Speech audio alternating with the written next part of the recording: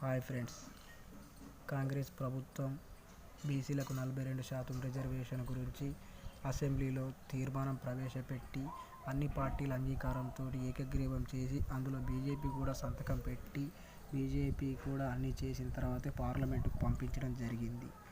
అయితే బీజేపీ ఇక్కడ మద్దతు ఇచ్చి మళ్ళీ అక్కడ సెంట్రల్ గవర్నమెంట్ ఆ 42% రిజర్వేషన్ అమలు చేయకపోవడాన్ని తప్పుపడుతూ బట్టి విక్రమార్క గారు నిన్న ఒక స్టేట్మెంట్ చేశారు. ఏంటి అంటే ఆ స్టేట్మెంట్ అర్థం, ఇక్కడ మద్దతు ఇచ్చినట్టు ఇచ్చి అక్కడ బిల్లును ప్రవేశపెట్టి పార్లమెంటులో దాన్ని అమలు చేయకపోవడం ఎంతవరకు సమంజసమని బీజేపీని బట్టి విక్రమార్క గారు గట్టిగా ప్రశ్నించడం జరిగింది. ఇది కరెక్టా కాదా ఫ్రెండ్స్? ఇక్కడనేమో మద్దతు ఇస్తేవి, అక్కడనేమో ఏం చేసినావు, మద్దతు ఇచ్చినట్టు ఇక్కడ ఇచ్చి అక్కడ నువ్వు ప్రవేశపెడతలేవు. ఇది ఏమన్నా కరెక్టేనా? ఏమీ పాజిబిలిటీ అవుతుంది చెప్పండి.